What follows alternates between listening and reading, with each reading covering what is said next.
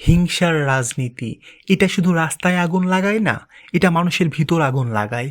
একটা সময় ছিল মানুষ মানুষকে চিনতো মানুষ হিসেবে।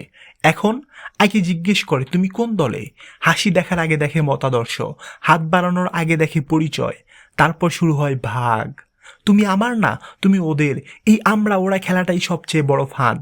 কারণ যখন তুমি ভাবতেছো তুমি জিততেছো, আসলে তুমি ব্যবহার হইতেছো। তোমার রাগ, তোমার ঘৃণা, তোমার পোস্ট, তোমার কমেন্ট, সব কিছু দিয়ে আরেকজনের ক্ষমতার সিঁড়ি বানানো হচ্ছে। আর তুমি তুমি ভাবতেছো তুমি যোদ্ধা, কিন্তু সত্যটা কি জানো? যোদ্ধা না, তুমি শুধু একটা পুতুল, জারি দিয়ে লড়ানো হয়, জারি দিয়ে বিভক্ত করা হয়। আর যখন জনগণ ভাগ হয়ে যায়, তখন তারা একে অপরের বিরুদ্ধে দাঁড়ায়। ভাই ভাইরে সন্দেহ করে, বন্ধু বন্ধুরে ঘৃণা করে। একই দেশের মানুষ, একই মাটির মানুষ, একই পতাকার নিচে থেকেও একজন আরেকজনরে শত্রু বানায়। আর উপরে যারা থাকে তারা এইসব দেখে চুপচাপ হাসে, কারণ তারা জানে বিভক্ত জনগণ কখনো শক্তি না, এটা সবচেয়ে সহজ শিকার। আর শিকার যখন নিজেই নিজেকে শেষ করতে শুরু করে, তখন ধ্বংস নিশ্চিত না, ধ্বংস তখন শুধু সময়ের অপেক্ষা।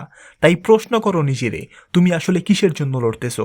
দেশের জন্য, নাকি কারো খেলায় নিজেকে হারাইতেছো? চোখ খোলো, কারণ হিংসা কখনো জয় আনে না। হিংসা শুধু মানুষ কমায়, আর মানুষ কমে গেলে দেশ থাকে না। দিস ইজ বাস্তবতা।